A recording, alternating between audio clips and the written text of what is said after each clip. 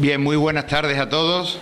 Bienvenidos a este acto que esta tarde nos convoca, como es la presentación del nuevo libro, de esta nueva y oportuna obra que nos ofrece Santiago Padilla, relativa a la coronación de la Virgen del Rocío, y que por todo ello pues es motivo para que nos sintamos todos muy satisfechos por el libro que a partir de ahora vamos a tener todos en nuestras manos, en este momento además, como decía, tan especial y tan oportuno dado el momento en el que nos encontramos. Y bienvenida a todos los que estáis aquí acompañándonos esta tarde, mi enhorabuena ante todo a Santiago, el autor de la obra. Mi agradecimiento también a todos los que me acompañan esta tarde en la mesa, a los que brevemente pues voy a invitar a tomar la palabra. En primer lugar, pues a nuestro párroco, don Francisco Jesús Martínez. Buenas noches, es un gozo y una alegría no solamente estar en la presentación de este libro de un compañero nuestro, de un hermano, Santiago, sino también de ver un poco las expectativas y la participación de todos vosotros ante el tema de la coronación de la Virgen, que tanto suscita el interés de todo almonteño y de todo aquel devoto de la Virgen del Rocío. Bienvenidos a todos, buenas noches y que disfrutemos todos con este acto. Muchas gracias, don Francisco, y también doy la palabra y agradezco su presencia con nosotros a nuestra alcaldesa Rocío Espinosa. Bueno, muchísimas gracias. Siempre para mí es un placer estar en esta sede de la Hermandad Matriz, pero especialmente hoy, por la invitación de Santiago Padilla.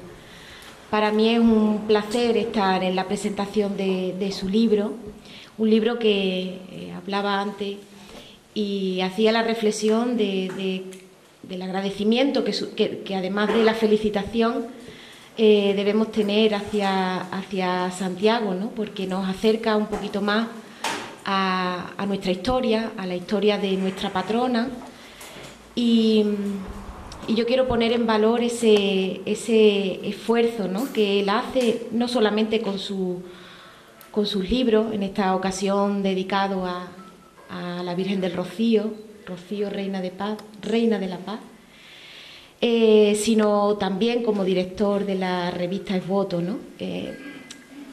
Facilitando, ¿no?, divulgando, que creo que esa faceta divulgativa del conocimiento es fundamental, sobre todo para todos los almonteños y almonteñas y todos aquellos que comparten la devoción a la Virgen del Rocío, ¿no?, que nos permita tener un conocimiento riguroso de nuestra historia y que seamos capaces de transmitirla, de contarla, para nosotros mismos como pueblo, pero también para todas las personas que nos visitan, ¿no?, y que conozcan todos esos hitos importantes que han formado parte de la historia y que hacen que hoy la devoción a la Virgen del Rocío sea lo que es, ¿no?, prácticamente universal, ¿no?, y es algo de lo que debemos sentirnos orgullosos. En ese sentido, pues resaltar también, ¿no?, la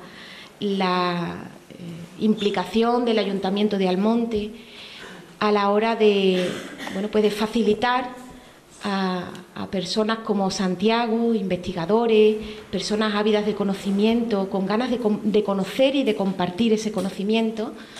Pues también, como sabéis, el Ayuntamiento pues dispone no solamente de los propios archivos municipales, que contiene una información muy valiosa de nuestra historia para personas curiosas y sensibles como Santiago, sino que también disponemos pues de esos fondos del Centro de Estudios Rocieros que sin lugar a dudas complementan de una manera inestimable a los propios fondos de la Hermandad Matriz, ¿no?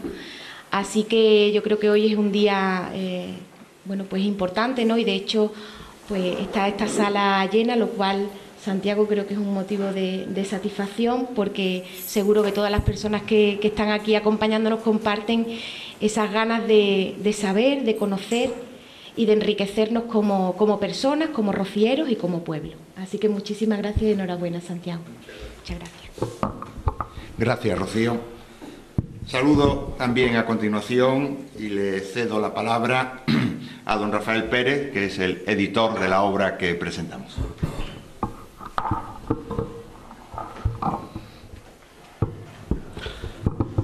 Muy buenas noches. Cada vez que veo el libro, lo primero que se me ocurre es agradecer, y de hecho tengo que agradecer a muchas personas que están aquí. Por supuesto, la primera persona a la que quería que agradecer es a Santiago Padilla por haber confiado de nuevo en Editorial Niebla para sacar una de sus obras. Y después quería felicitar también y agradecer, por otra parte, a las dos entidades que han colaborado, porque sin ello hubiera sido muy difícil esta labor, que es Caja Rural y Inés Rosales. Tenemos aquí al presidente, a Juan Moreno, quería agradecérselo personalmente una vez más.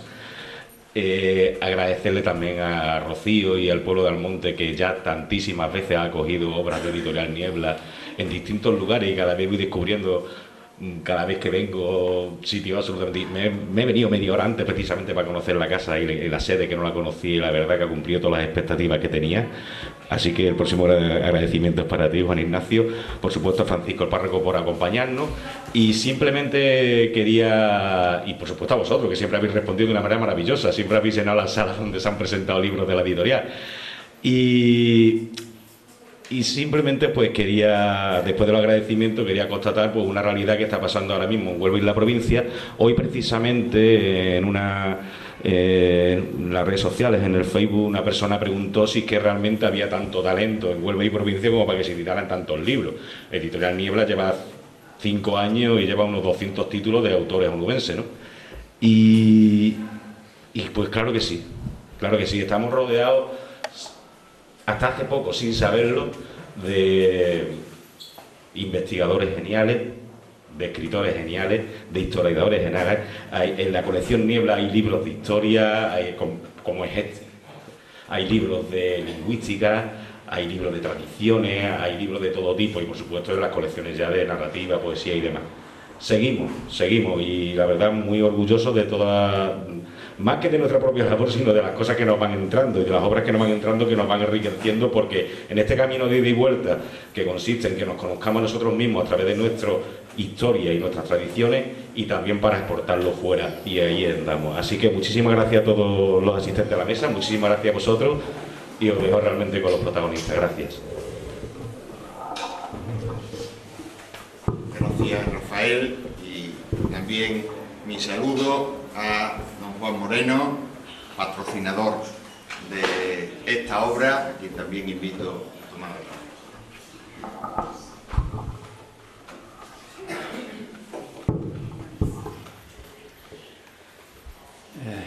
Buenas noches, alcaldesa, párroco, amigos. Muchísimas gracias por estar aquí justamente para la presentación del libro de Santiago. Y mi presencia aquí obedece fundamentalmente a dar testimonio de que la empresa que presido, Inés Rosales, está comprometida total y absolutamente con las cosas de nuestra tierra, y sobre todo con su cultura, fundamentalmente. El hecho religioso de la Virgen de Rocío, eso es individual, inalcanzable para cualquier tipo de publicación, para cualquier tipo de escritura, justamente. La fe es algo que es muy difícil a veces de plasmar en un libro, ¿no? Pero es bueno justamente que la historia de cada cosa, de cada evento, se documente, se haga de manera eficiente, de manera eficaz, para que los escritores de la media historia al final no confundan, no creen justamente falsos mitos alrededor o falsas imágenes a través de las publicaciones. El Rocío, desgraciadamente, a veces tiene unas connotaciones que no le corresponden, y para eso justamente Santiago sitúa la vida, la historia del Rocío desde la parte documental en su justo término, a través de una investigación rigurosa y de forma justamente de que tengamos conocimiento perfecto de qué es lo que es el Rocío, cuál ha sido la evolución a lo largo del tiempo. Y la creación de la biblioteca del Rocío para nosotros era un reto que decidimos apostar desde el principio, y los 4 o 5 libros que lleva ya Santiago escritos sobre el Rocío, todos han sido patrocinados por nuestra compañía, y lo seguiremos haciendo siempre que siga escribiendo justamente sobre el Rocío. Pues bien, la vinculación de Inés Rosales con el Rocío: yo no soy de Huelva, no soy de Sevilla, soy de un pueblo de la provincia de Cádiz, soy marino mercante, con lo cual justamente he vivido mucho tiempo fuera de España. con lo cual mi vivencia del Rocío yo no puedo aquí inventármela porque no existía. En el año 85, cuando yo compro Inés Rosales, eso es a finales de marzo del 85, como digo, el Rocío en el año 85 cayó justamente en mayo, en la primera quincena o final de la primera quincena de mayo. Yo tenía tantísimas líos de lo que ocuparme en una nave que se iba a pique, justamente Inés Rosales en esa época, que no estaba muy pendiente justamente de más cosas que lo que rodeaban alrededor mía, solamente de intentar de arreglar los problemas que teníamos, ¿no? Y cuál es mi sorpresa cuando un día, pues, aparte de oír el ruido en la calle, mi despacho daba justamente a la nave de fabricación, a donde se fabricaba. Venía observando una inquietud, un nerviosismo en la gente, todo acelerándose, todo moviéndose de una rapidez. Y yo pregunté, ¿qué pasa? No. Y de pronto veo que todo se para, todo el mundo abandona su trabajo y todo el mundo se va a la calle. Y pregunto, ¿qué es lo que pasa? ¿Hay un incendio y algo? No, que está subiendo la carreta de Triana y hay que ir a verla. Pero ¿cómo se va a dejar el trabajo así como así? Pues así como así se deja el trabajo. Pero no se preocupe, que todas las horas que la gente emplee justamente en la calle va a ver el Rocío, eso hoy la faena se queda terminada hoy. Pues nada, pues efectivamente así fue. La gente dejaron su trabajo, recogieron, se quitaron sus delantales, se lavaron sus manos y allá que fueron justamente a la plaza a recibir a la carreta de la Hermandad de Rocío. Pues es a partir de ahí justamente cuando yo tomo consciente del Rocío, en cuando empiezo a interesarme por el Rocío, qué ha significado el Rocío para Inés Rosales, empiezo a rescatar viejas fotos y veo que justamente Inés Rosales durante muchísimo tiempo, en la figura de Francisco Adorna Rosales, que era su hijo, en la figura de Manolín Rosales, que era un hermano de Inés Rosales justamente, y en la figura de Inés Rosales mientras vivió, había una vinculación permanente y continua con el Rocío. Había multitud de testimonios, desde las carretas que Inés Rosales mandaba al Rocío, los camiones que mandaba Inés Rocío, es decir, que el hermano Francisco Adorna, el hijo de Inés Rosales, fue hermano mayor de la Hermandad del Rocío de Castilleja, con lo cual justamente me di cuenta de que Inés Rosales estaba infiltrada total y absolutamente por el Rocío, con lo cual yo me sentía súper orgulloso. Y cuando es a partir de que empieza Santiago a escribir su biblioteca del Rocío, a través de un amigo común, pues me piden un apoyo justamente para la edición del libro y lógicamente no tuve más remedio, es decir, no había otra opción que decirle que adelante en esta primera edición y cualquier otro libro que surja justamente sobre la historia del Rocío. Porque entiendo que nosotros tenemos que sentirnos muy orgullosos, pero muy orgullosos de nuestras tradiciones, de nuestras costumbres, de nuestro trabajo, de nuestra manera de hacer las cosas, que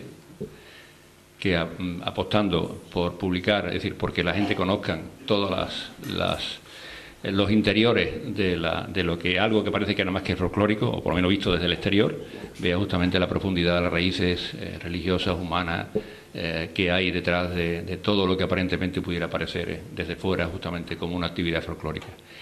Nosotros, nuestro compromiso social además nos conduce con una figura como la Virgen de Rocío, en donde como dice el título, Reina de la Paz, y yo no creo que hay mejor cosa a la que acogerse hoy que a la paz, como elemento, el Rocío como santuario de las almas, en un momento en donde el descrédito, en donde justamente los valores se van perdiendo. Creo que el Rocío es un clavo ardiendo al que tenemos que cogernos todos, fundamentalmente para conseguir enmendar y enderezar justamente muchísimas cosas que se nos están yendo a la mano. Y en esa opción creo que la publicación de libros también ayuda a esas cosas y por lo tanto Inés Rosales se siente muy orgulloso y muy satisfecho de participar y cooperar justamente en que todo eso se sepa del Rocío. Nada, muchísimas gracias a todos y dejo ya a Santiago, que es el que verdaderamente sabe del Rocío.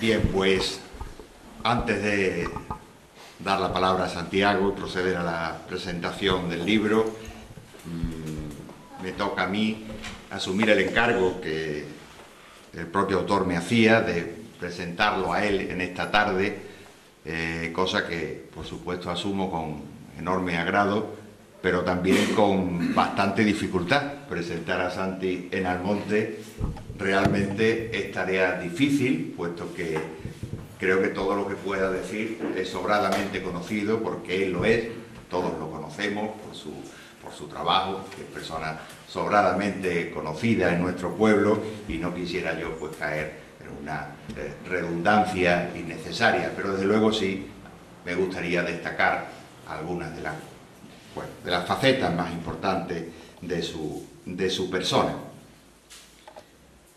Nos llega ahora con esta obra, como antes os decía, además muy oportuna en todos los sentidos, para ayudarnos a conocer aquello de lo que estamos celebrando ahora su centenario, una obra que tiene un bellísimo título, Rocío, Reina de la Paz, Historia de la Coronación Canónica de la Blanca Paloma, 1918-1919.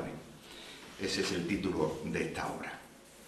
Su autor, Santiago Padilla Díaz de la Serna, por decir solo algunos de los datos quizás más importantes de su vida, como todos ustedes saben, está casado, tiene 2 niñas preciosas, trabaja en la Asociación de Hoteles de Sevilla, asumiendo su gerencia, es licenciado en Derecho y diplomado en Turismo por la Universidad de Sevilla, es máster también en Dirección de Empresas por el Instituto de San Telmo, fue presidente del Consejo de Hermandades y Cofradías de nuestro pueblo, aquí en Almonte, es un reputado investigador, historiador y escritor, principalmente de la devoción rociera, aunque también de otros muy interesantes temas.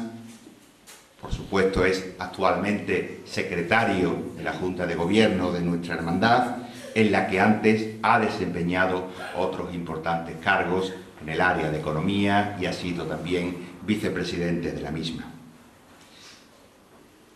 Es una persona, Santiago, de hondas raíces de fe, recibida en su casa, de sus padres, de su familia, en definitiva, pero las que ha sabido añadir su propio esfuerzo, su propia preocupación personal, que le ha llevado a profundizar durante toda su vida en lo que hoy día, en este siglo XXI, significa ser rociero. Su persona reúne, por tanto, las cualidades personales necesarias para ofrecernos una obra tan interesante como la que hoy nos presenta, pues une a su currículum profesional una dilatada experiencia y conocimiento de la realidad del rocío, tanto por su condición de escritor y de investigador, como por el conocimiento personal y directo que ha tenido siempre de esta realidad.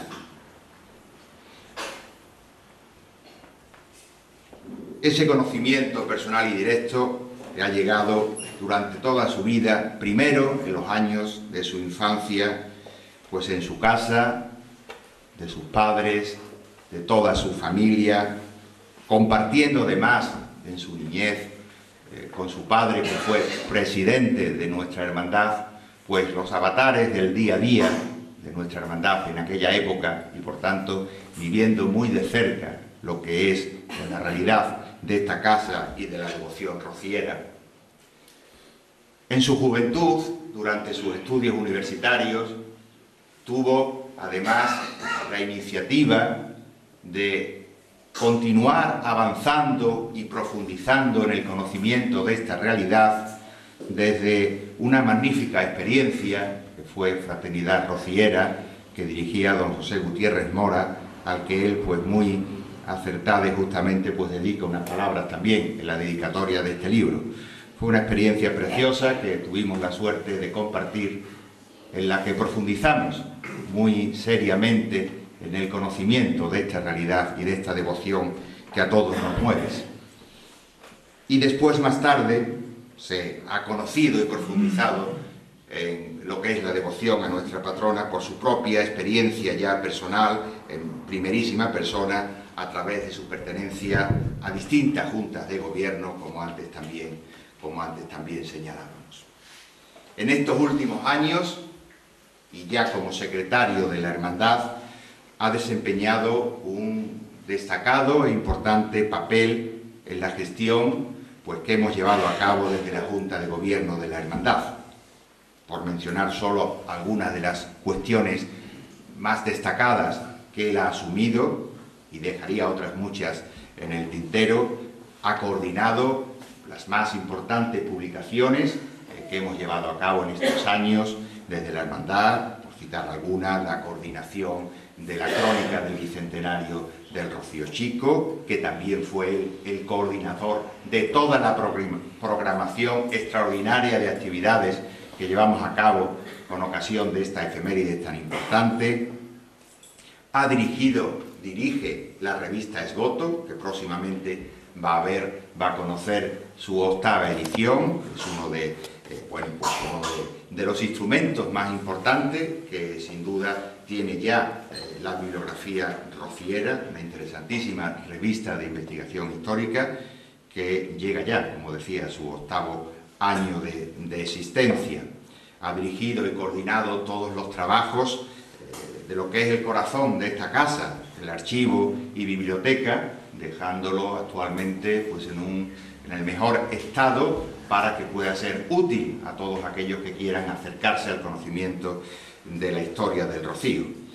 Y en definitiva, y a través de otras muchas actividades, en Santiago ha destacado siempre por un interés muy especial de acercamiento entre lo que es la fe y la cultura, especialmente en este ámbito del Rocío. En ese interés y en ese empeño nos ha ofrecido, a lo largo de los últimos años, pues una serie de obras que hoy día están sin duda entre las más importantes de la bibliografía rociera. La primera que nos ofrecía era el libro que titulaba Rocío, la explosión de la gran devoción del sur en el siglo XX. Después continuó con otra igualmente interesante, Rocío, sal y sol de Andalucía. La siguiente que nos ofrecía fue la biografía de Muñoz y Pavón, precisamente uno de los principales artífices de la coronación de la Virgen del Rocío. La titulaba Muñoz y Pavón, ilustre cantor de la Blanca Paloma. Y más recientemente ha abundado en el conocimiento de Juan Ramón Jiménez y su obra más conocida, Platero y yo, y además su acercamiento al Rocío a través de esta obra, con dos libros también, más recientes, El Rocío en Platero y yo, y el último, el cuento de Al Rocío con Platero. Nadie mejor que Santi, en definitiva, para afrontar la ingente tarea que finalmente ha cristalizado en este nuevo libro que presentamos. Un libro que llega en un momento especialmente interesante y que nos ofrece una detallada e interesantísima visión histórica de este momento fundamental de la historia del Rocío, como es la coronación canónica de la Virgen. Este libro que presentamos, esta nueva obra de Santi, nos ofrece una completa y actualizada investigación de todos aquellos acontecimientos que cristalizaron en la coronación canónica de nuestra patrona en 1919. Aquí, Santiago nos revela con amplitud de datos muy reveladores todos los precedentes que hicieron posible aquel acontecimiento, del propio acto de la coronación y las consecuencias que tuvo para la devoción a la Virgen del Rocío. Por todo ello, ya concluyendo, para mí pues es una alegría, un motivo de satisfacción participar en este momento, presentar a Santiago como autor de esta obra, tanto como un devoto más de la Virgen, como un rociero que quiere pues conocer y profundizar en la devoción a nuestra patrona. Santiago nos ofrece esa oportunidad magnífica con este libro que hoy nos presenta. Es también una satisfacción como amigo suyo, porque sé de la ilusión, del cariño, de la dedicación que le ha puesto a este libro, que hoy ya ve la luz y que para alegría de todos y suya sin duda, pues hoy estamos ya presentando. Y es también una satisfacción enorme como presidente de la Hermandad Matriz por contar con Santiago en esta Junta de Gobierno como secretario, una persona con su altura intelectual y con las aportaciones tan importantes que él ha ofrecido al conocimiento de la devoción a la Virgen del Rocío. Estoy seguro que este libro se convertirá sin duda en una obra de obligada consulta y referencia para todo aquel que quiera acercarse a conocer con profundidad la devoción rociera y especialmente de este capítulo tan importante de nuestra historia, cual es la coronación canónica de la Virgen del Rocío. Con este libro que hoy nos presenta, que viene a ser uno más de esta vasta bibliografía de la que Santiago es autor, aparte de los muchísimos trabajos, publicaciones en medios de comunicación, participaciones en coloquios, mesas redondas, conferencias, que sería inacabable de hacer mención aquí.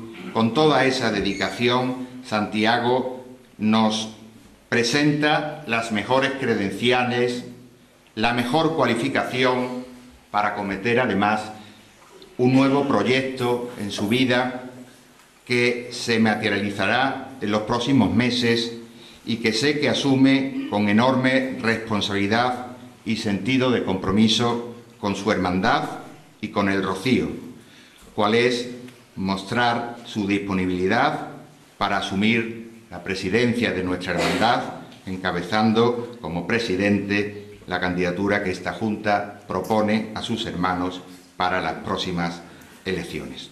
Por todo ello,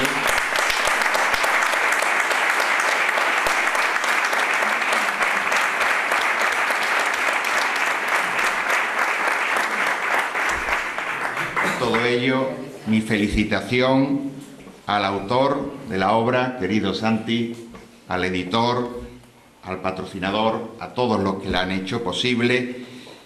Les deseo toda suerte de éxitos en el libro que presentamos, en el camino que éste va a recorrer a partir de este momento en que ve la luz. Pues muchas gracias, Santi, enhorabuena y mucha suerte. Muchas gracias.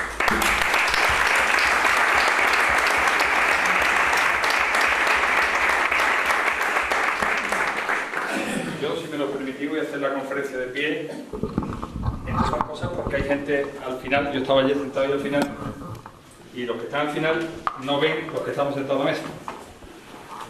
Ayer, sin ir más lejos. Por cierto, hay gente de pie, aquí hay una silla. ¿Por qué no entráis y os sentáis? Los que queráis. Lo digo por comodidad de todos. Por los que estáis de pie y por los que están sentados, que también les incomoda ver a gente de pie diciendo, bueno. Bueno.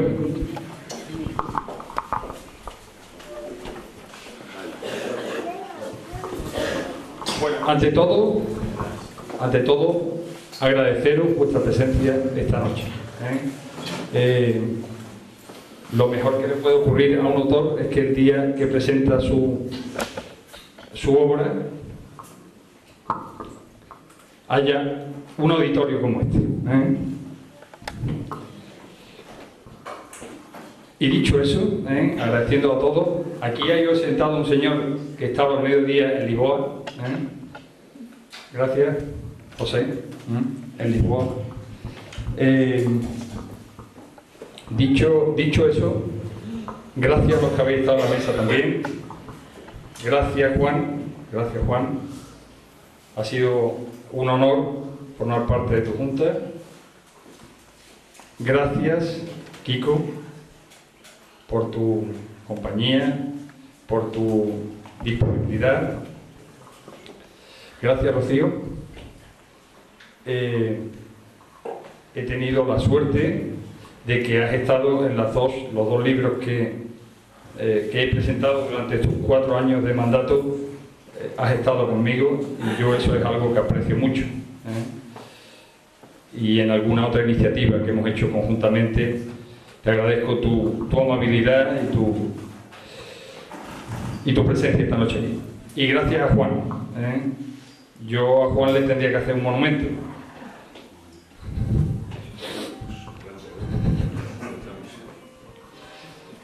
Le tendría que hacer un monumento porque, como se ha dicho, siempre las puertas de su casa han estado abiertas.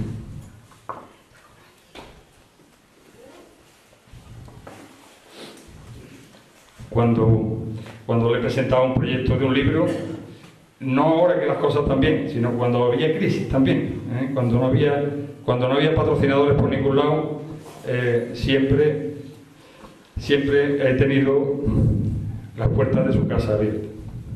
Muchas gracias. Y vamos a entrar en la materia del libro, ¿vale? Yo creo que el centenario de la coronación era una oportunidad. Bueno, perdón, Rafa. Y gracias a ti. Y gracias a ti. Este señor que se juega los cuartos todos los días, con la editorial. Y ser editor en estos tiempos es para nota. Y ser editor en una provincia como Huelva. Y estar apoyando como estás apoyando tú a los autores de Huelva. Por aquí está también Alfonso Acosta, que también publica contigo. Y varios autores almonteños, y es digno de agradecer tu apuesta por Huelva y por su provincia. Dicho esto, os decía que yo creo que el centenario era una oportunidad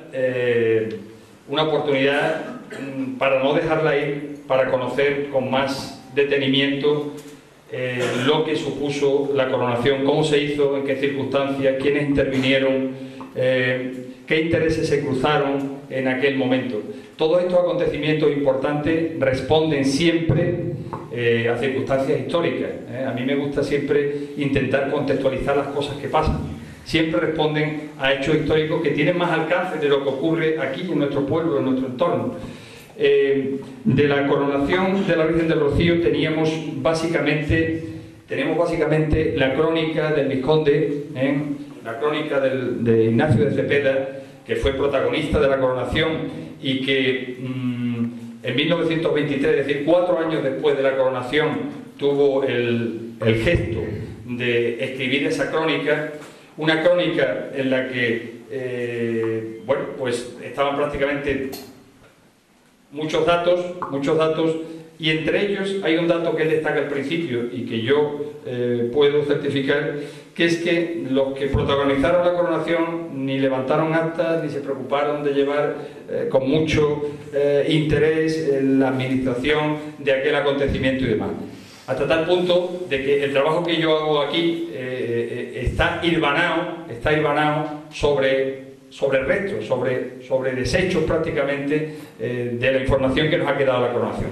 No hay información en el archivo de la diócesis de Sevilla, que era Almonte pertenecía a Sevilla, se supone que allí tenía que estar expediente de la coronación, no hay ninguna documentación, no hay ninguna documentación en el archivo de Huelva, del diocesano de Huelva, que tenía que haber recepcionado lo que hubiera habido una vez que se creó en 1953. No se conserva el libro de actas capitular del Ayuntamiento de Almonte que recoge esos años, es uno de los libros, de los pocos libros que faltan en el archivo capitular de Almonte que recoge esos años. En las actas de la Hermandad Matriz sí se conserva el libro, pero hay muy poca información, y prácticamente no hay mucha información. Por lo tanto, como digo, hilvanar un estudio más detallado de la coronación implicaba buscar en muchos sitios, buscar restos, y sobre esos restos hilvanar el libro. Sobre el trabajo que hizo Ignacio de Cepeda, que es un trabajo fundamental para conocer la coronación, se hicieron algunas aportaciones, pequeñas aportaciones. La hizo Juan Infante Galán en esta obra, en el Rocío, la devoción mariana de Andalucía, en 1971, muchos años después. Y también, sobre todo, sirvió para dar a conocer la obra de Ignacio Cepeda, que fue una obra que se hicieron 250 ejemplares y que no se vendía. En el libro, en la portada, este libro no se vende.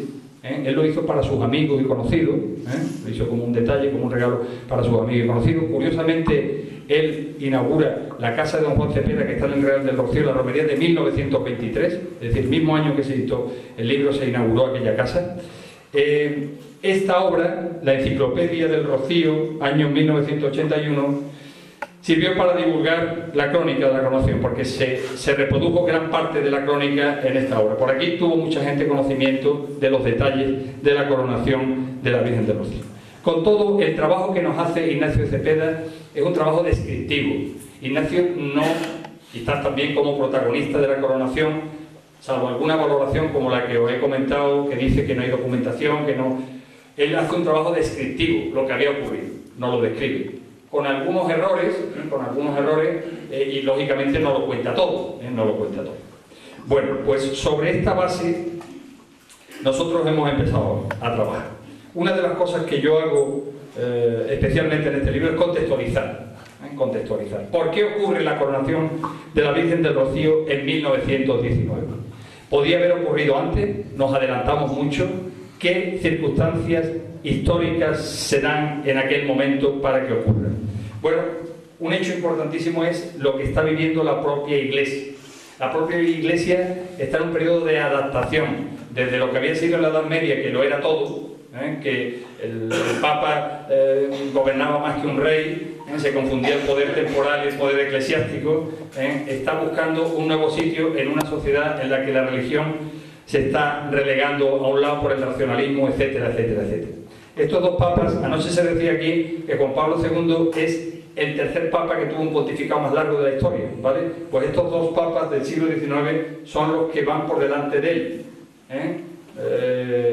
Pío IX es aquel, fue papa entre 1846 y 1878, y León XIII, ahí pone 12, León XIII, 1878-1903.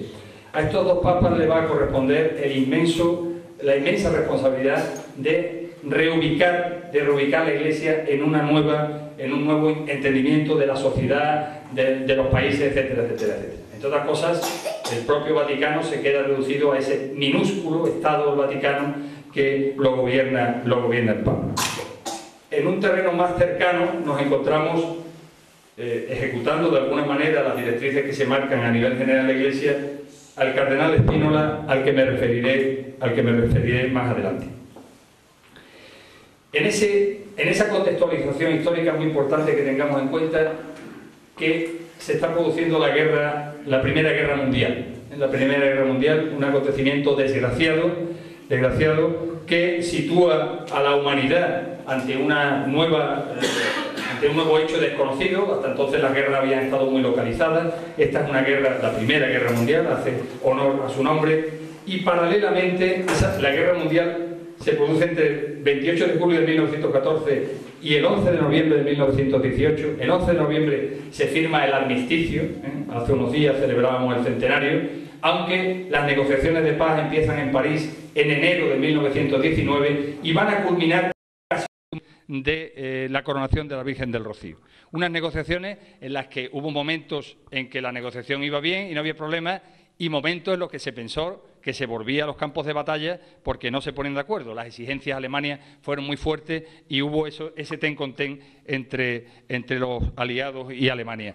Y otro hecho importantísimo del momento es la revolución bolchevique en Rusia. Lenin acaba con el viejo sistema de los zares, lo acaba de forma abrupta y se impone el comunismo en Rusia, con la aspiración de traer el comunismo desde allí hasta Lisboa, hasta Portugal.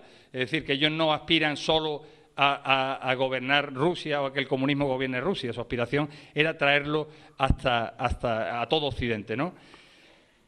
Todo esto, ¿en qué influye? ¿En qué va a influir en la coronación? Pues por un lado, la guerra genera una necesidad de paz. Conforme la guerra se prolonga en el tiempo y se van produciendo los números de muertos que produjeron y demás, una ansia por la paz.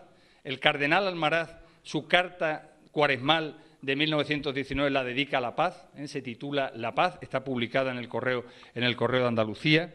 Y el tema del comunismo hace que las clases trabajadoras se sientan con más fuerza que se habían sentido nunca, y desde aquí, en Francia, en Alemania, hay el miedo de que se contagien las clases trabajadoras y que el comunismo se pueda imponer en estos sitios. Por lo tanto, hay un temor principalmente por la Iglesia, porque el comunismo va a combatir de una forma muy fuerte a la Iglesia católica, al Islam y al judaísmo, a todas las religiones, de que esto pueda tener éxito y se pueda establecer aquí.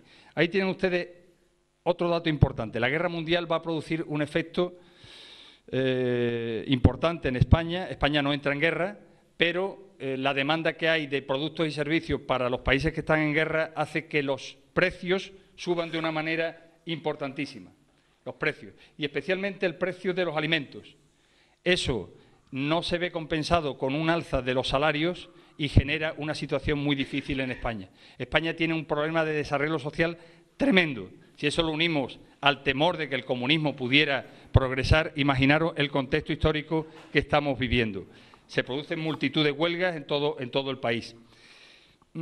¿Cómo reacciona la Iglesia?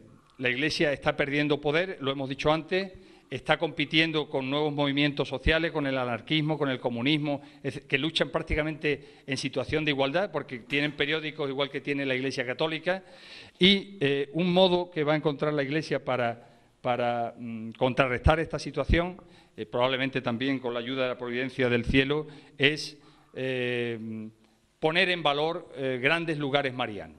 Va a ocurrir. Las apariciones de Fátima ocurren en esa fecha, desde el 13 de mayo, por eso se celebra el día de Fátima el 13 de mayo. Desde el 13 de mayo al 13 de octubre de 1917 se producen las apariciones de la Virgen en Fátima. Hay un movimiento importante de coronaciones desde finales del 19, principios del 20. Se coronan muchas imágenes de la Virgen, tanto en Hispanoamérica como en España. Se producen los primeros congresos marianos, que se celebran, se hacen a finales del 19, principios del 20, es decir, la Iglesia encuentra en la cara amable de la Santísima Virgen, en su papel relevante en la obra de la salvación, un instrumento para contrarrestar de alguna manera la situación que está viviendo por otro lado. Ahí tienen ustedes dos de las coronaciones que fueron más próximas a la coronación de la Virgen. En este contexto se produce también la consagración de España al Sagrado Corazón de Jesús. Esto se produce en abril de 1919. Es decir, los gobernantes de España, principalmente Antonio Maura, en 1919 hubo 3 presidentes del Gobierno de España, porque había mucha inestabilidad política y social, Antonio Maura consagra España al Sagrado Corazón de Jesús y se inaugura esa escultura que está en el centro de España, en el Cerro de los Ángeles, cerca de Madrid. Y el propio rey, ahí lo tienen ustedes, en ese acto, es decir, desde la propia corona se hace presente en el acto de consagración de España al Sagrado Corazón de Jesús. En un terreno más próximo se vive esa inestabilidad. En agosto de 1917 se produce en España una huelga general que se paraliza el país. En aquella época no estaban acostumbrados a eso, había habido algo a principios del siglo XX, pero una huelga general, que los sindicatos fueran capaces de paralizar el país, es una experiencia nueva. Tiene mucha incidencia en la comarca minera en Huelva, hasta tal punto de que mueren 7 personas. O sea, 7 trabajadores mueren en agosto de 1917 en la cuenca minera de Huelva. Eso fue un campanazo a nivel nacional, es decir, Huelva se pone, es referencia nacional en la cuestión de la huelga, en la cuestión de tal. Fijaros cuál es la preocupación de la Iglesia, que en la romería de 1918 el cardenal Enrique Almaraz y Santo va a la cuenca minera, ya han pasado unos meses desde que se había producido estos hechos, va a la cuenca minera a inaugurar unos colegios, unos conventos, etcétera, etcétera, etcétera. La preocupación de la Iglesia por la situación que se está viviendo. En abril de 1919 se produce un atentado en la madrugada de Sevilla con el Gran Poder. Fijaros en qué contexto tan complejo se está viviendo todo esto. La Iglesia necesita, como digo, no desaprovechar un instrumento tan potente como es el rocío. La Iglesia y las personas que llevan la dirección intelectual en aquel momento. Huelva, además, vive una situación particular que es digna de mención. En Huelva, desde el último cuarto del siglo XIX, se habían establecido los británicos para explotar las minas de Río Tinto. Habían tomado fuerza, estamos hablando de que llevaban ya en Huelva pues del orden de 25 o 30 años, hasta tal punto de que en Huelva existían, no sé si eran 4 o 5 escuelas de educación primaria, y de ellas, si eran 4, 3 eran protestantes, y si eran 5, 4 eran protestantes. Es decir, había una situación muy difícil en la educación, había muchos niños sin escolarizar, por eso van a surgir las escuelas del Sagrado Corazón de Manuel Ciuró y de Manuel González, y en estas circunstancias, Spínola, que os decía antes, Spínola manda a Huelva en una misión muy difícil a San Manuel González. Y digo San Manuel porque este hombre ya está en los altares. Lo manda de arcipreste a Huelva. Y este hombre, que era sevillano, porque él era de cuna sevillana, se da cuenta nada más que llegar que un instrumento para combatir la situación que tiene en la ciudad es el rocío. Huelva se había fundado en 1880 la hermandad, había cogido fuerza, y él se da cuenta de que un instrumento para evangelizar en Huelva en aquellas circunstancias tan difíciles es la Virgen del Rocío. Hasta tal punto de que la iglesia de San Francisco, que estaba prácticamente derruida, la reconstruye al llegar. Al lado hace las escuelas del Sagrado Corazón, que las promueve él, aunque después las deja en manos de Manuel Ciuró, y no duda en llevarse a la Hermandad del Rocío. Su sede social la pone allí mismo en la iglesia de San Francisco, poniendo de manifiesto el valor que le está dando a la devoción rociera. Hay más cuestiones a tener en cuenta. Sevilla vive un periodo de exaltación inmaculista muy fuerte entre 1904 y 1917. ¿Por qué ese periodo de exaltación inmaculista? Pues porque en 1904 se produce el 50 aniversario del dogma de la Inmaculada Concepción, que tanto había luchado Sevilla desde 1617, y porque en 1917 era el 300 aniversario del primer voto inmaculista que había hecho Sevilla. En 1904 se corona a la Virgen de los Reyes y se hace con motivo del 50 aniversario del dogma, y en 1918, se empezó en el 17, se inaugura, el 8 de diciembre de 1918, se inaugura el monumento de la Inmaculada Concepción, que está hoy en Sevilla, la Plaza de la Inmaculada Concepción. Ese monumento se inaugura en 1918. De nuevo, la Virgen y la devoción a la Virgen es un instrumento que utiliza la Iglesia para evangelizar y para contrarrestar a esos movimientos sociales que se estaban produciendo. El Rocío estaba viviendo además un momento de auge. Desde principios del siglo XX constatamos cómo las hermandades hacen nuevas carretas, nuevos sin pecado, nuevas insignias. Eso nos está diciendo que hay economía, que hay movimiento, que las hermandades están arropadas. Ahí tienen ustedes la Hermandad de Huelva. Esa imagen es del 21, que estrenó carreta, por cierto, en el 21, pero había estrenado una carreta pocos años antes. Ahí tienen ustedes la Hermandad de Moguer, que está pasando justo por el lugar donde se coronó la Virgen del Rocío. Ese tenderete que tienen ustedes ahí a la derecha de la carreta es el lugar en el Real donde se coronó a la Virgen del Rocío. A la derecha tienen ustedes la Hermandad de Rociana, que se funda en 1919. Este es mi abuelo José María, que fue su primer hermano mayor. Y tienen ustedes azulejo también muy interesante del año 1918, que se coloca en la localidad de Niebla, localidad por la que pasaba la Hermandad de Huelva,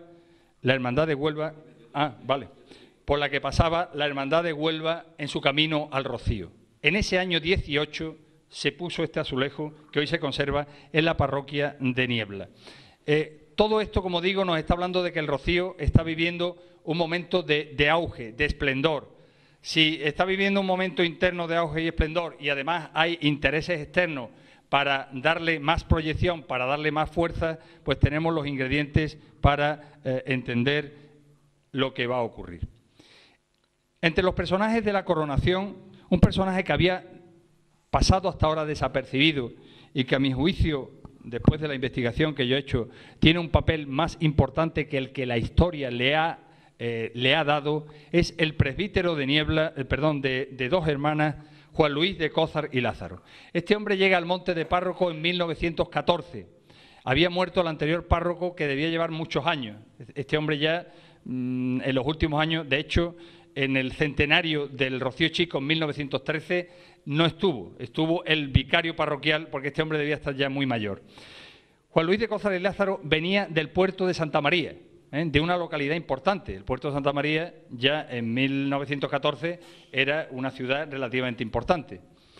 Y a este hombre le encomiendan la parroquia de Almonte. Y lo primero que hace, prácticamente no le dio tiempo, porque llegó creo que en marzo del 14 y lo promovieron a otra parroquia en el 17, fue hacer una reforma importantísima en la antigua ermita del Rocío.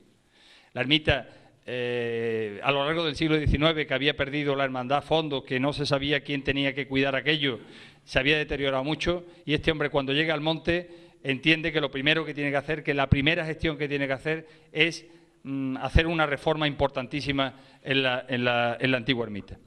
Quedó tan impactado de su paso por Almonte, ya digo que estuvo 3 años, que encargó cuando se fue, lo nombraron párroco o vicario, mejor dicho, en la parroquia del Salvador de Sevilla. Promocionar a la parroquia del Salvador de Sevilla era una promoción altísima, era pasar de cabo a teniente coronel, porque es de las parroquias más importantes de Sevilla, que entonces lo era mucho más, porque la población que tenía el centro de Sevilla entonces no es la que tiene hoy, era una parroquia importantísima. Bueno, pues este hombre encarga este cuadro a un pintor, amigo de Muñoz y Pavón precisamente, y se lo lleva a la parroquia, del Salvador, de lo que hablaremos más tarde. Aquí abajo ya nos está diciendo de alguna manera en parte de la reforma que hizo. Veis que han desaparecido ya estas cosas que estaban aquí, en la reforma que él hizo de la antigua ermita en 1915, ya las quitó. Fue el primer cambio que tuvo la fachada. Vamos a seguir por ahí. Pero la coronación tuvo unos antecedentes. En 1915 hay un certamen literario nacional que se venía celebrando desde 50 años atrás en una academia bibliográfica mariana de Lérida, y en 1915, por razones que no sabemos, probablemente se gestionaran desde aquí, el mismo Cózar y Lázaro, que estaba aquí de párroco, o alguien, se gestiona que se destine o se dedique el certamen a la Virgen del Rocío. En ese certamen concursan Jurado Carrillo, que habréis escuchado alguna vez hablar de él, Cristóbal Jurado Carrillo, párroco de Niebla, ahí está con la patrona de Niebla, ahí tiene ustedes otra foto de él. Concursa Cózar y Lázaro, también manda un trabajo, concursa Julio González Medina, en distintos premios, porque eran un montón de premios, y resulta que uno de los que gana uno de los premios es Jurado Carrillo, y lo gana con este cuento que se llama El traje de luces. En ese cuento, 1915, Jurado Carrillo lanza la idea de la coronación de la Virgen del Rocío. Es un cuento ingenuo, una historia de un torero onubense, una cosa, en fin, ingenua y tal, pero no es que aparezca lo de la coronación tangencialmente, no, es el hilo vertebral del cuento, el hilo vertebral del cuento. Este cuento llegó a manos, seguro que llegó a manos de Cózar y Lázaro, que también había concursado, llegó a manos de Muñoz y Pavón, porque Muñoz y Pavón había puesto un regalo para el certamen, y los que ponían un regalo tenían derecho a que le mandaran un libro con los ganadores. A Muñoz y Pavón le llegó el libro, le llegó a Manuel Siurot, también, es decir, le llegó a los que iban a ser después los protagonistas de la coronación de la Virgen del Rocío. Tuvieron información directa a través del cuento de la coronación de la Virgen del Rocío. Si esto además le unimos que estamos en un periodo de coronaciones, que en cualquier momento podía saltar la chispa, probablemente este sea el primer antecedente que tenemos de la coronación de la Virgen del Rocío. Seguimos. ¿Dónde hemos encontrado información adicional para hilvanar este libro? Pues lo hemos encontrado en el archivo capitular de la Basílica de San Pedro de Roma, que lo gestionamos desde la Hermandad Matriz hace un par de años, donde sí se conserva un pequeño expediente de la coronación de la Virgen del Rocío. Allí hemos descubierto, por ejemplo, que no se conocía la carta del cardenal Almaraz, manuscrita, solicitando la coronación de la Virgen del Rocío. Allí hemos conocido el papel que jugó el Colegio Español de Roma como intermediario en la comunicación en la coronación de la Virgen del Rocío, y allí hemos confirmado el escrito de argumentación que se añadió a la carta del cardenal solicitando la coronación de la Virgen del Rocío. Y lo hemos encontrado también en el diario El Correo de Andalucía. La hermandad ha digitalizado hace poco tiempo, aquí está con nosotros una de las personas que han hecho el trabajo, y menos mal que lo hemos hecho cuando lo hemos hecho, porque el periódico ha cerrado después. Hemos digitalizado todos los números del Correo de Andalucía desde mayo de 1918 hasta junio de 1919. El diario El Correo de Andalucía fue el diario oficial de la coronación. Entonces no había televisión, no había radio. El vehículo de comunicación por el que se difundió la coronación de la Virgen del Rocío fue a través de las páginas del diario El Correo de Andalucía, que había fundado Spínola, el cardenal Spínola, en 1899. Y lo había fundado en esas nuevas iniciativas en las que estaba la Iglesia, intentando utilizar también la prensa como un canal de comunicación con los creyentes. Seguimos. Hemos dicho que estamos en un periodo de coronaciones. 1916 se corona la patrona del puerto Santa María. Se corona el 8 de septiembre de 1916. La coronación de la Virgen de los Milagros se había iniciado en 1914, estando Cózar y Lázaro en el puerto de Santa María. Cózar y Lázaro estaban en el puerto de Santa María cuando se dieron los primeros movimientos de la coronación de la Virgen de los Milagros. ¿Por qué no se coronó hasta 1916? Porque la guerra paró las coronaciones. No era el momento para hacer la coronación. Estaba recién arrancada la guerra y fue uno de los motivos que retrasó la coronación de la Virgen de los Milagros y probablemente también la del Rocío, porque como decíamos antes, hubo información de la coronación de la Virgen del Rocío, la idea que lanzó este presbítero en 1915. A la derecha tienen ustedes la coronación de la Virgen de Covadonga. Esta se produjo el 8 de septiembre de 1918, se está cumpliendo ahora el centenario y están celebrando un año jubilar. Ahí estuvo el rey Alfonso XIII. El rey Alfonso XIII estuvo presente en la coronación de la Virgen de Covadonga en 1918. Seguimos. Como veis, estamos en un contexto muy fuerte de coronaciones. El propio Muñoz y Pavón, recién nombrado canónigo de la Catedral de Sevilla, había intervenido en la coronación de la Virgen de los Reyes en 1904. Ahí es donde él hizo su noviciado como conocedor de toda esta historia. La romería de 1918 es una romería muy importante para entender la coronación de la Virgen. A ella se traen a la hermana del cardenal Almaraz, María Magdalena Almaraz y Santo. Esta mujer no viene a hacer turismo al Rocío, viene a dar los primeros pasos para la coronación de la Virgen. De hecho, el artículo que publica Muñoz y Pavón lo publicó una semana después de la romería. Hoy es lunes de Pentecostés, pues el artículo de Muñoz y Pavón, La pelota está en el tejado, se publicó el sábado siguiente a la romería, 25 de mayo de 1918. Aquí tienen ustedes a dos de los protagonistas de aquella romería, el vizconde de La Palma, muy joven, y Pedro Alonso Morgado, también muy joven. La hermana del cardenal vino desde Sevilla hasta Almonte, la agasajaron en la casa de los Cepeda, aquí en Almonte, y se la llevaron al Rocío. Fueron sus lazarillos, unos lazarillos de nivel, Ignacio de Cepeda, Pedro Alonso Morgado, el poeta de La Palma, Manuel Siurot, el gran pedagogo. No estuvo Muñoz y Pavón en la romería de 1918, eso es llamativo, no estuvo. Fue también Lazarillo el que era hermano mayor de Coria, que lo nombraron tesorero de la Junta de la Coronación, Anastasio Martín Serrano, ganadero de renombre nacional. Vamos para adelante. Y a esto que Muñoz y Pavón lanza la idea en las páginas del Correo. Os decía antes, mi sensación, no lo puedo acreditar, aunque doy muchos documentos en el libro, mi sensación es que Cózar y Lázaro se va de Almonte con la espinilla de no haber coronado a la Virgen, se va con esa espinilla. Ya digo que este hombre se entregó de cuerpo y alma, se hizo hijo predilecto de Almonte, es de los pocos curas que se han nombrado hijo predilecto de Almonte, se nombró hermano de honor de la Hermandad Matriz después de la coronación en 1919, el único de los protagonistas de la coronación, el único que fue nombrado hermano de honor. Este hombre se va con esa espina a Sevilla y se da cuenta que en Sevilla, estando en la parroquia del Salvador, tiene fuerza y capacidad para mover esto. Y yo creo que el hombre es tan humilde que se da cuenta además que para que esto tenga éxito, ya había habido un fracaso con el Jurado Carrillo. Es verdad que Jurado Carrillo lanza la idea al principio de la Guerra Mundial, que tiene que buscar un tío que tenga llegada, que sea una referencia nacional. ¿Y quién tiene más a mano? Pues tiene a Muñoz y Pavón. Muñoz y Pavón, a principios del siglo XX, era un novelista de referencia nacional. De referencia nacional. Sus libros se leían de Madrid para arriba, donde fuera. Escribía habitualmente en un periódico de Madrid, en el Debate de Madrid. O sea, era un personaje de referencia nacional. Se lo rifaban en las predicaciones. Los mejores Cristos, los mejores vírgenes, buscaban a Muñoz y Pavón para que le predicara. Y además era canónigo de la Catedral de Sevilla, que en aquella época era un cargazo, y por si le faltaba algo más, era hijo del Terruño, de Hinojo, de al lado del monte.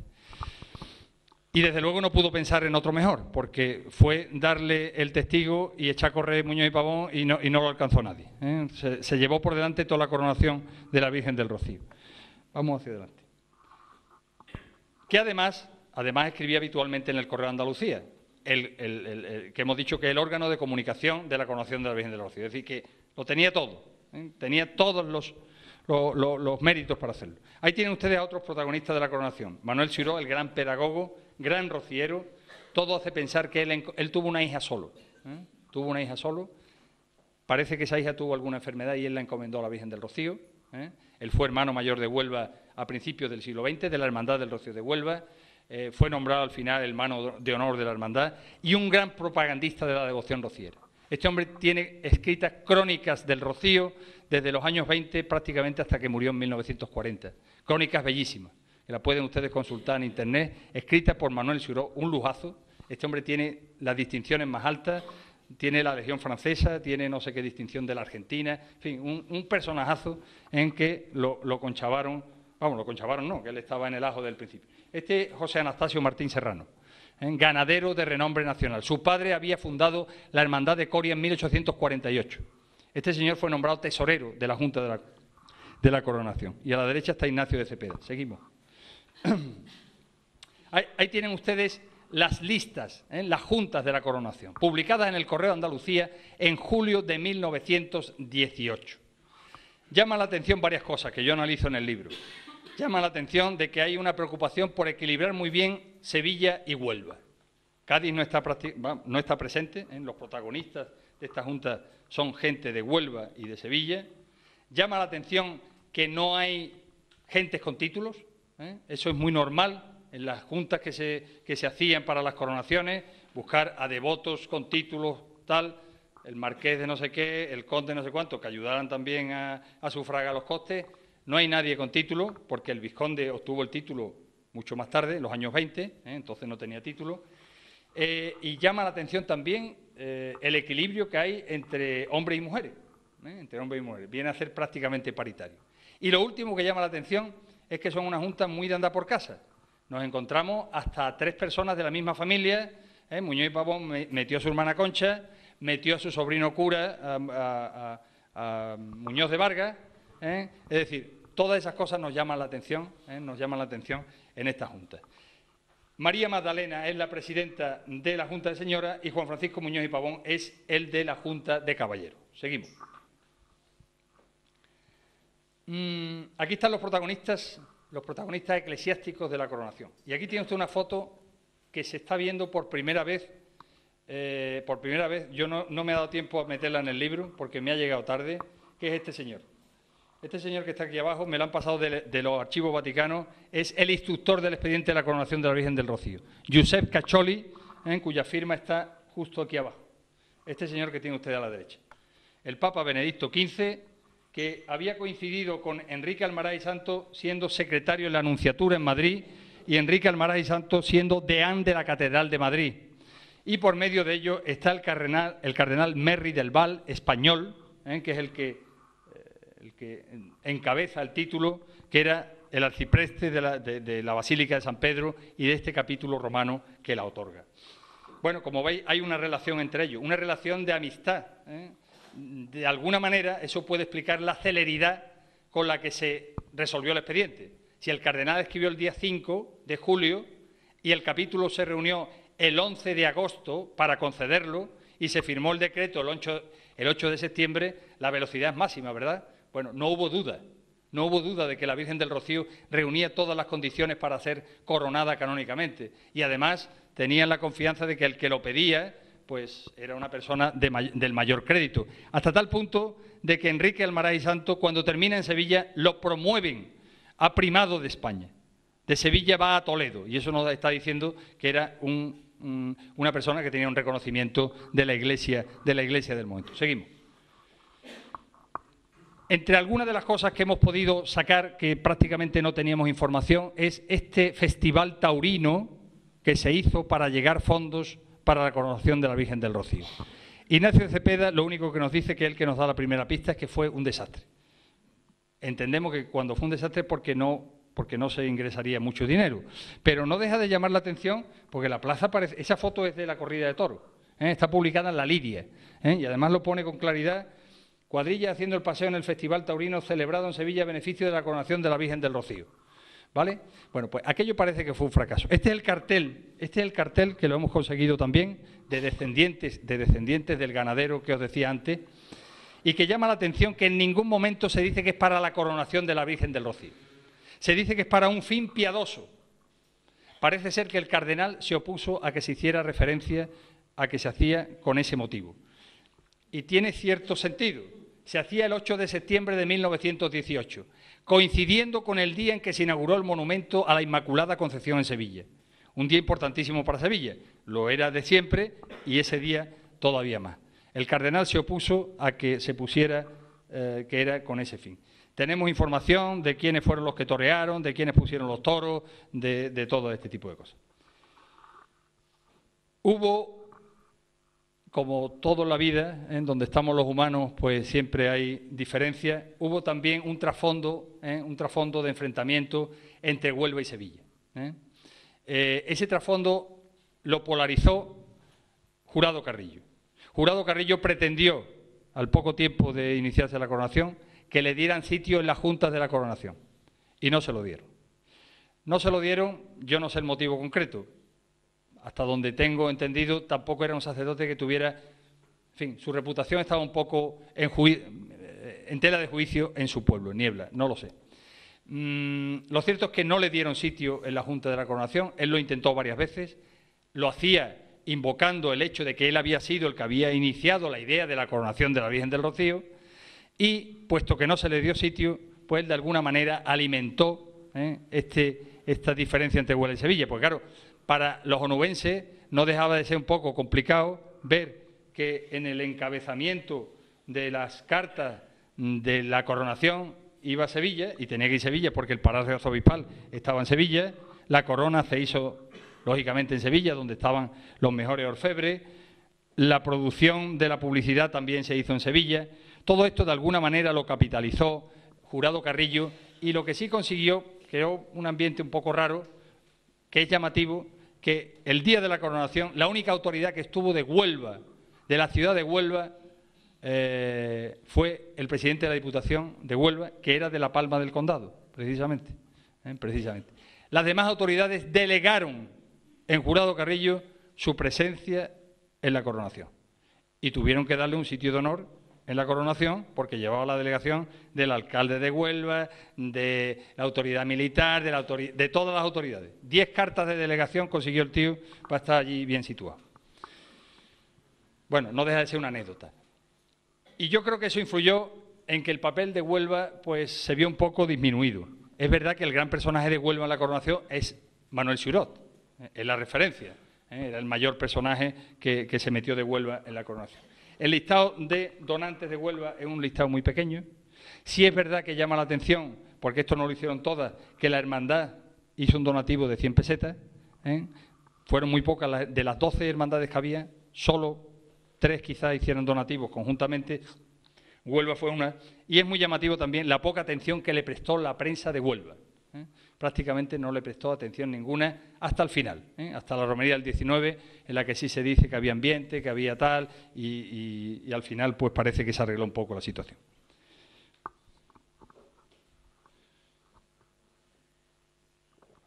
Esa es la llegada de Moguer en 1919 al Rocío, pasando justo por el tenderete donde se coronó a la Virgen, unas horas después. Seguimos. Llama la atención, os llamo la atención, la carreta era blanca, el sin pecado era blanco. Las antiguas carretas del Rocío, muchas de ellas eran blancas, los sin pecados también, en alusión a la Concepción Inmaculada de la Virgen María. Y hay un hecho importantísimo que hasta ahora yo creo que no habíamos reparado suficientemente, que es los cambios iconográficos que se producen en la imagen de la Virgen para esa romería de 1919. Durante todo el siglo XIX y hasta el año 18 se le había puesto a la Virgen las ráfagas de pincho, las ráfagas de plata de pincho y la corona de pincho. En la romería de 1919 recupera las antiguas ráfagas regaladas por los Tellos del Lava, que se arreglaron para ponérselas y que, como no había memoria, se le pusieron al revés. Habéis visto la foto en la que están puestas al revés. La Virgen estrenó una corona de oro, nunca había tenido puesta una corona de oro, todo lo que tenía era plata. Es la primera vez que se le pone a la Virgen una corona de oro.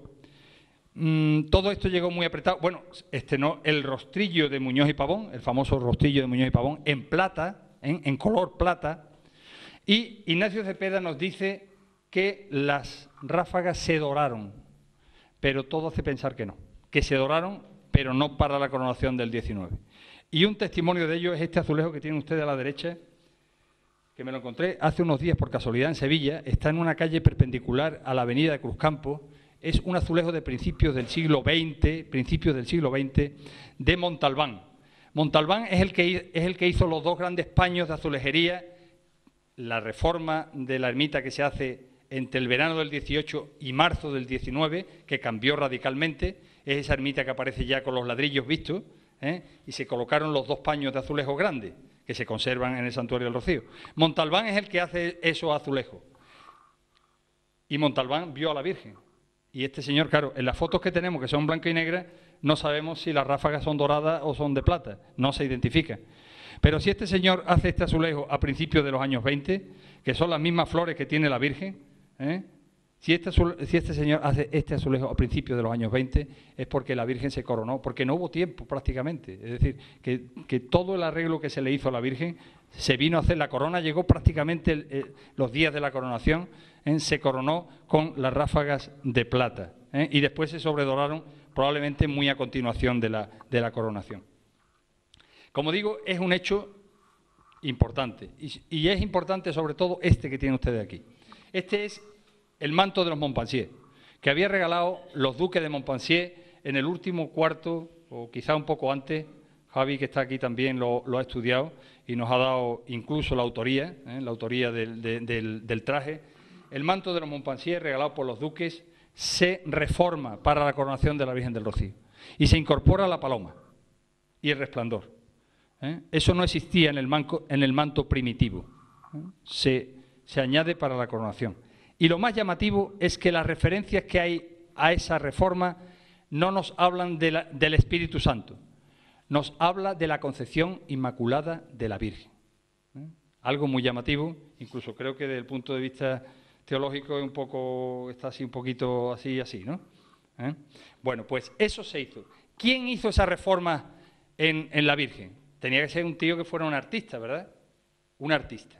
Bueno, pues probablemente ahí intervinieron dos personas. Esto no se improvisó, aunque se hizo al final con poco tiempo, pero esto se pensó con tiempo. Yo creo que los que intervinieron fue Rodríguez Ojeda, el gran bordador Rodríguez Ojeda, que hizo dos sin pecados para la romería de 1919, el sin pecado de Huelva y la reforma del sin pecado de Triana, de las dos hermandades más fuertes que había en aquel momento, y Muñoz y Pavón. Fueron los que concibieron ese cambio en la Virgen, que debió ser muy bien acogido porque no tenemos constancia que provocara ningún problema. Sabéis hoy lo difícil que es cambiarle a la Virgen cualquier cosa, pues como te descuide, se monta el taco. Bueno, pues aquel cambio, que fue un cambio tan radical en la iconografía de la Virgen, todo hace pensar que se hizo sin mayor problema, y que la gente lo asumió y lo aceptó perfectamente. Seguimos, estamos terminando. El libro recoge los detalles de aquella romería tan especial. Bebe de la crónica de Ignacio de Cepeda, pero también busca información complementaria que no está en la crónica de Ignacio de Cepeda, en la prensa, en el Correo de Andalucía, en el Diario de la Provincia, en el Diario de Huelva. De todas esas fuentes bebe el relato que yo hago de aquella romería. Tenemos la relación de carros que vinieron con cada una de las hermandades, eso ya nos lo dijo Ignacio de Cepeda. Tenemos todos los detalles de aquella romería. Esta foto que tienen ustedes aquí, el cardenal está arriba, fue la recepción de hermandades de aquella romería y el cardenal está arriba con uno de los paraguas que tienen ustedes arriba. Y abajo, con el otro paraguas, debe ser la hermana del cardenal, María Magdalena Almaraz y Santos, que estuvo en esa romería, y ayer me decía Manuel Ángel que probablemente se alojó en su casa, en que se había estrenado en 1919. Fijaros que en la aldea se congregaron las crónicas hablan entre 15 y 30.000 personas. En el Rocío había 50 chozas, no había más, quizás menos, imaginaros. Entonces, a estas personas distinguidas, el cardenal se quedó en las dependencias que se habían hecho arriba. Esta es la fachada ya modificada, la reforma que hizo Ignacio de Cepeda en 1918, porque estas obras las dirigió Ignacio de Cepeda. Y aquí tienen ustedes los dos paños de azulejo, los dos paños de azulejo que lo hizo Montalbán en Triana, el mismo que firma el otro azulejo que os he enseñado. Como digo, algunas de estas personalidades se alojaron en las pocas casas que habían en la aldea en aquel momento, entre ellas la hermana del cardenal. Seguimos. Los cronistas, Muñoz y Pavón, Ignacio de Cepeda, todos los que describieron aquella romería, se paran en el momento en el que la Virgen fue coronada. Manifiestan que no encuentran palabras, que no encuentran adjetivos para poder describir aquel momento tan emocionante que era la culminación de todo lo que habían soñado durante un año.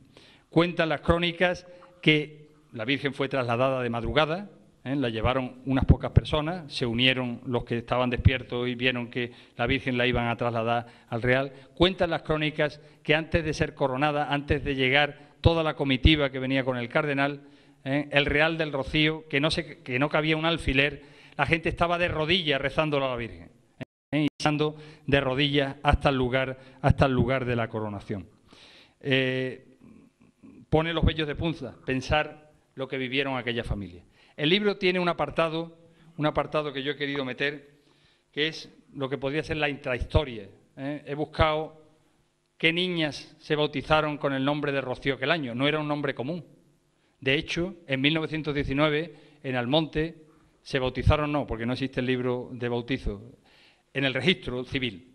De hecho, ese año me parece que son 6 o 7 almonteñas las que le pusieron el nombre de Rocío. La primera es Rocío Guitar, hermana de la madre de Enrique, que por lo visto murió a los pocos años, murió niña. Es muy llamativo que la primogénita de la familia se le ponga el nombre de María del Rocío. Está también la madre, tu madre, que también nació en 1919, que su madre se llamaba Rocío también. Y eso sí que es llamativo, Bueno, pues esas historias, alguien más me contó que fue embarazada, que su abuela fue embarazada al Rocío, que prácticamente iba para tenerlo, pero que no se quiso perder la historia. Una historia personal nuestra, de mi familia. Mi abuelo, primer hermano mayor de Rociana, conoció a mi abuela en esa romería. ¿Cuántas historias de esa romería? En todas las casas de Almonte, muchas casas de Almonte, se guarda memoria de algún acontecimiento ligado a aquella romería tan especial. Bueno, pues hay un apartado en el libro que también recoge eso. Creo que estamos terminando. ¿Sí? Bueno, esa es la procesión, esta foto es de la procesión del lunes de Pentecostés de 1919. En el Rocío no se cabía, eso es algo que lo cuentan todas las personas mayores, bueno, las personas mayores no, ya los hijos o los nietos, ¿no?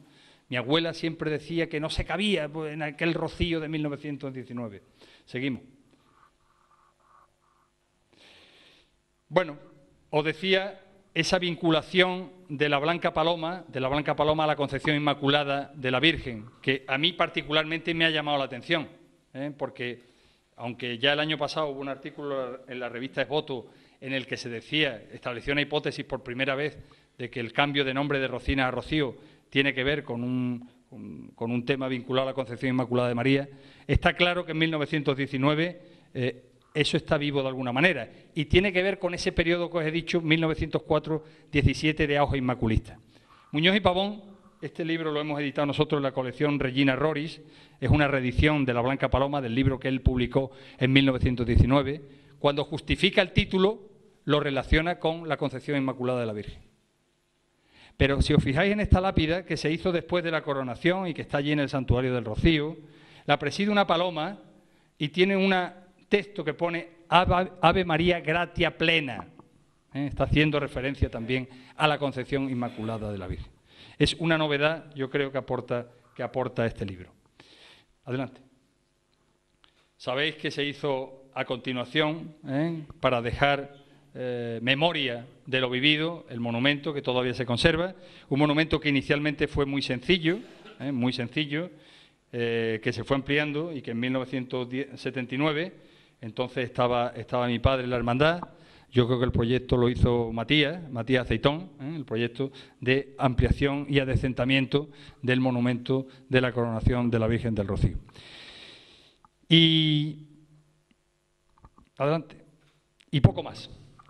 A mí me gustaría que este libro, que tiene muchas horas, y yo quiero aprovechar este momento también para darle las gracias a Toñi, que me está acompañando, con mis 2 niñas que están dormidas. Por cierto, les encantan las tortas Inés Rosales. Les encanta. Pues a mí me gustaría que este libro sirva también para que podamos vivir con más intensidad y con más plenitud este aniversario que estamos celebrando. Porque yo creo que para vivir las cosas, lo que sea, con plenitud, es importante conocerlas con más profundidad mejor. Y nada más. Muchas gracias.